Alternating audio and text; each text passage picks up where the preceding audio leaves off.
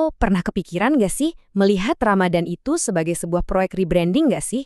Bukan buat perusahaan atau merek, tapi buat bagian paling penting dari diri kita, jiwa kita.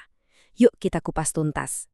Oke, pertama-tama, coba deh kita lihat dunia di sekitar kita. Sadar nggak sih kalau zaman sekarang tuh kayaknya semua hal lagi sibuk-sibuknya melakukan rebranding?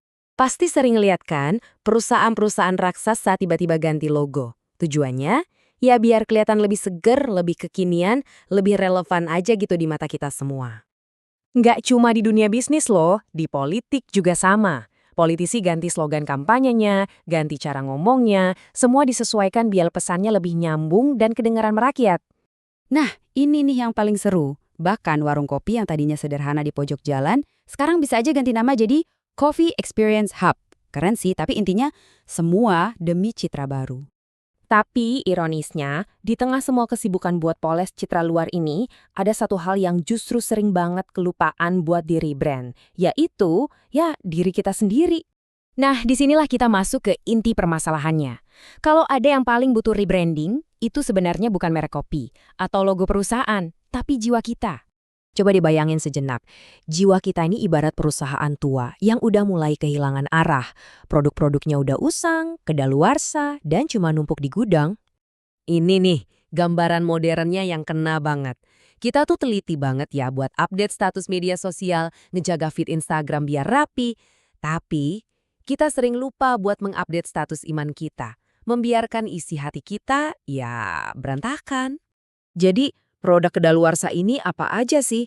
Wah, bisa jadi itu amarah yang meledak-ledak, rasa iri yang gak hilang-hilang, gengsi yang kerasnya minta ampun, atau kebiasaan menunda tobat, seolah-olah besok pasti masih ada.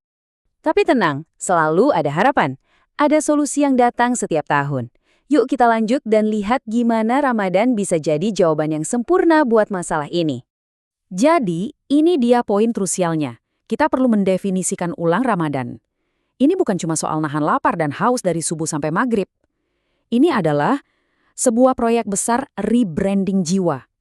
Anggap aja kayak konsultasi spiritual intensif selama sebulan penuh. Coba bayangin betapa luar biasanya kesempatan ini.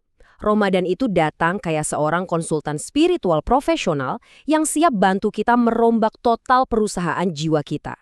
Dan hebatnya lagi, layanannya gratis. Metodenya pun sebenarnya sederhana banget, tapi dampaknya itu loh radikal. Paginya kita belajar nahan lapar, siangnya latihannya naik level, menahan emosi. Sorenya kita coba tahan jari buat nggak ngetik komentar pedas di grup WhatsApp. Dan malamnya kita berdiri sholat mencoba berdamai sama diri sendiri. Dan inilah yang bikin Ramadan itu begitu indah dan manusiawi. Ramadan itu nggak minta kita jadi malaikat dalam semalam. Enggak, dia cuma ngajak kita jadi manusia yang sedikit aja lebih baik dari kita yang kemarin. Progres, bukan kesempurnaan. Tapi ya namanya juga proyek besar, pasti ada aja tantangannya. Seringkali fokus kita dalam perjalanan rebranding ini bisa-bisa malah salah tempat. Ini nih jebakan yang paling umum. Kita sibuk banget upgrade menu buka puasa, nyari resep kolak terenak, bikin jadwal bukber sana-sini, tapi kita lupa buat upgrade kualitas kesabaran dan kebaikan hati kita. Dan ini pengingat yang, nusuk banget sih. Kalau puasa nggak mengubah hati kita, nggak bikin kita lebih sabar, lebih peduli, ya jangan-jangan puasa kita cuma berhenti di tenggorokan aja. Ramadan juga ngasih kita pelajaran penting banget tentang siapa kita sebenarnya. Waktu kita berdiri rapat di saf sholat, mau kita pejabat tinggi atau tukang ojek, kita semua sama. Nggak ada tuh yang namanya kursi VIP di hadapan Tuhan. Oke, setelah proses bersih-bersih dan pembaruan ini, sekarang kita sampai di bagian yang paling ditunggu-tunggu, hasil akhir dari rebranding jiwa yang sukses. Ini dia, inti dari semua pembahasan kita. Dunia modern mungkin terobsesi banget sama personal branding, membangun citra diri biar keren di mata orang. Tapi Ramadan ngejarin kita hal yang jauh lebih dalam. Hidup ini tentang personal cleansing, tentang bersih-bersih jiwa. Coba deh renungin pergeseran fokus ini. Selama 11 bulan, audiens kita mungkin manusia. Kita sibuk membangun citra di depan mereka. Tapi selama 1 bulan ini, audiens kita adalah Tuhan. Fokus kita total untuk memperbaiki citra kita di hadapannya. Jadi, seperti apa sih produk akhir yang kita luncurkan setelah Ramadan? Ya, ini dia. Versi baru dari diri kita. versi yang lebih sabar, versi yang lebih rendah hati, dan yang terpenting, versi yang merasa jauh lebih dekat dengan Tuhan. Jadi, pada akhirnya transformasi sejati itu bukan soal perubahan kosmetik kayak ganti logo.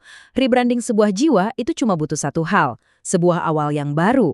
Keinginan tulus dari dalam hati untuk memulai lagi dari nol. Dan pada akhirnya, seluruh perjalanan rebranding jiwa selama sebulan ini bisa dirangkum dalam sebuah doa yang sederhana tapi luar biasa kuat. Sebuah pengakuan tulus yang jadi titik awal segalanya, ya Allah, saya ingin memulai lagi.